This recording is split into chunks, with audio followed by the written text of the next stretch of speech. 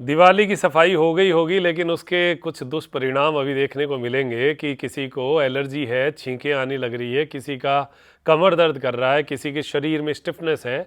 छोटी छोटी कुछ चीज़ें बताऊंगा, कुछ करवाऊंगा, और खींचतान करने के बाद में आपको जो सुकून मिले तो आप मुझे बताइएगा। सबसे पहली बात करेंगे हम एलर्जी की, जिसको डस्ट एलर्जी है। और ये मानो हर घर में एक दो लोग तो 100% है जो कि जिनको ये दिवाली की सफाई करते हुए डस्ट एलर्जी होती है।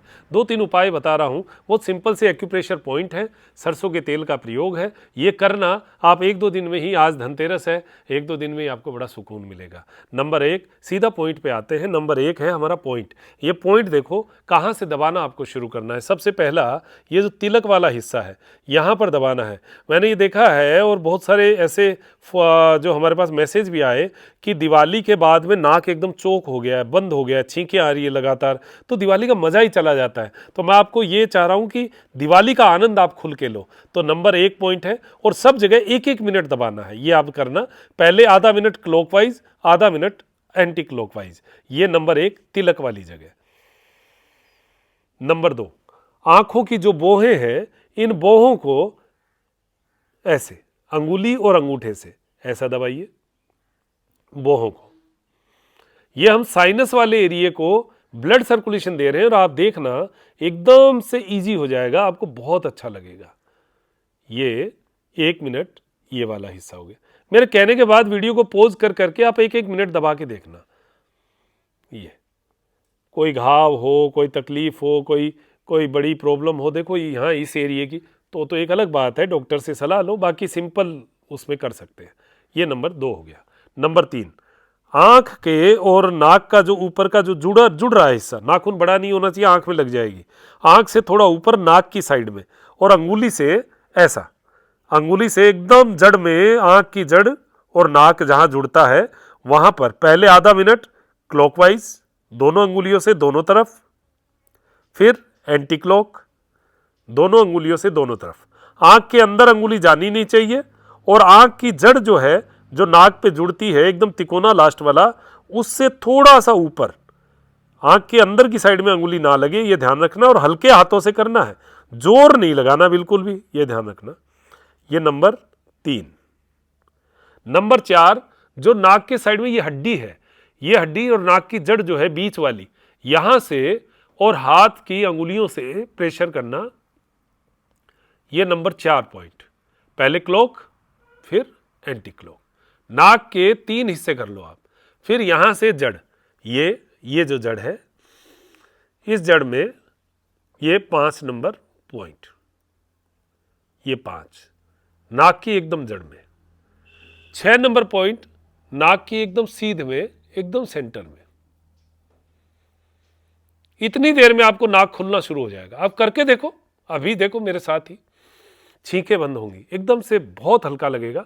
फिर ये हड्डी देखो, ये चेहरे की हड्डी है ना, इस हड्डी के एकदम सेंटर में जाइए, यहां नीचे, ये होठ के किनारों के जस्ट ऊपर, ये अंगूठे से दबा लीजिए ऊपर की साइड। ऐसे ऐसे करते ही आपको ऐसे लगेगा जैसे साइनस में कोई हलचल सी शुरू हो गई।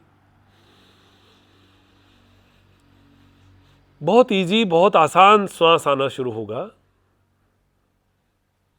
शाबाश। ये 6 नंबर पॉइंट। यहां से थोड़ा सा साइड में चलिए, और जो ये हड्डी है, हड्डी के साथ साथ चलते, जहां पर ये हड्डी खत्म हो रही है, चेहरे वाली ये जो फ्रंट हड्डी है, ये जहां खत्म हो रही है वहां पर अंगूठे से तिकोना सा मिलेगा आपको।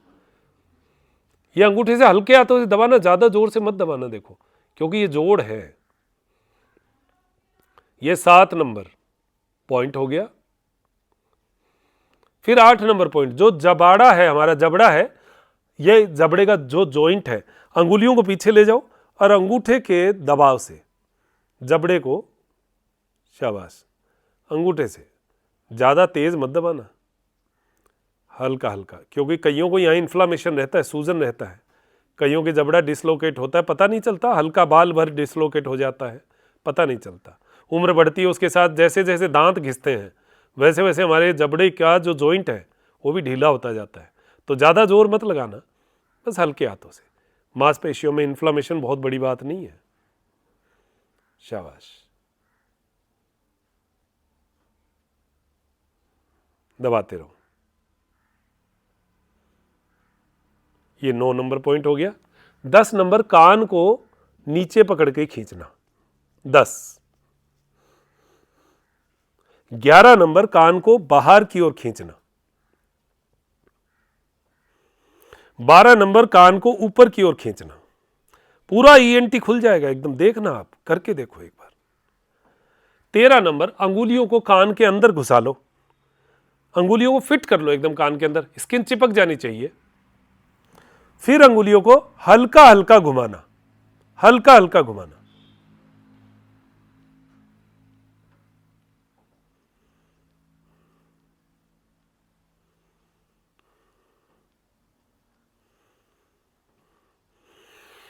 रिलैक्स। ये हमारे 13 पॉइंट, और आप इन 13 पॉइंट का आनंद लेना। आपको मैं बता रहा हूं, पूरी एलर्जी जो आपको ऐसा लग रहा है ना, ये भारीपन हो रहा है, सांस नहीं आ रहा, अजीब सी स्थिति हो रही है, एकदम से दिमाग भारी हो गया, यहां अब ये करने के बाद दिमाग ऐसा होगा जैसा हाइड्रोजन का गुब्बारा उड़ रहा हो ऊपर। आपको अभी फील होगा। 13 मिनट, यानी एक एक मिनट के ये पैचेज हमें करने, ज़्यादा लगे तो आधा आधा मिनट कर लो, आपको बहुत अच्छा लगेगा। अब फुल बॉडी, पहले दिमाग को हल्का किया, अब फुल बॉडी। फुल बॉडी में क्या करना है? सीधा लेटिए, स्ट्रेचिंग। क्यों? क्योंकि हमारे पूरी बॉडी में अभी इन्फ्लामेशन है, खिंचाव है, दबाव है, काम ऊपर नीचे चढ़े हैं, वजन उठाया है, कमर टेढ़ी हो गई, भारी हो गई, ये हो गई, वो हो गई, बहुत सारी बातें हैं। मेरे साथ 2-3 चीज़ें करना, और आपको मैं बता रहा हूँ इतना आनंद से भर जाएंगे एकदम से। ये पैरों को खोलिए, शाबाश। हाथों को ग्रिप कीजिए, दोनों पैर के पंजों को मिला लीजिए। सर्वोत्तान क्रिया करनी है। जब हम खिंचाव दे रहे हैं शरीर को, तो एक एक अंग खींचना चाहिए, और ये खिंचाव में जितना आप समय लगाएंगे, जितना ज़्यादा अच्छा खींचेंगे, उतना ही बेस्ट रहेगा। पैर के पंजों को मिलाइए, एड़ियों के अंदर लगभग 5 इंच की दूरी। हाथों को ऊपर की ओर खींचकर जमीन पे रखना। आपको बता रहा हूं, ये एक ही क्रिया, केवल मात्र एक ही क्रिया करके देख लेना, आपको बहुत आनंद आ जाएगा। हाथों को पूरा ऊपर खींचना, शोल्डर ब्लेड को एकदम खींच के जमीन की ओर दबाना, कंधे को दबाना, कोहनियों को सीधा करना, पंजों को, हाथों को ऊपर की ओर खींचना। दोनों पैर के पंजों को, अंगूठों को नीचे की ओर तानना। एड़ियों के बीच में 5 इंच की जगह होनी चाहिए, पिंडलियां जमीन पर खींचनी चाहिए, घुटना एकदम दबना चाहिए, हाथों को ऊपर खींचना है। अब कोशिश करो श्वास भरते हुए, कोहनियां ऊपर जाएगी, कंधे ऊपर की ओर जाएंगे, श्वास भरते जाएंगे, और पैर के पंजे नीचे की ओर, एड़ियों को थोड़ा चलाते हुए नीचे की ओर लेकर जाए। कोशिश करोगी स्पाइन नीचे की ओर दबे, खींचे, एकदम खींच ले, जैसे एड़ी की लोक लगाकर आप स्पाइन को नीचे खींच रहे हैं, ऐसा महसूस करें। श्वास भरते हुए तो हाथों को ऊपर की ओर तानना है, पैरों को नीचे तानना, लेकिन श्वास छोड़ते हुए ढीला नहीं करना शरीर को, यह ध्यान रखना।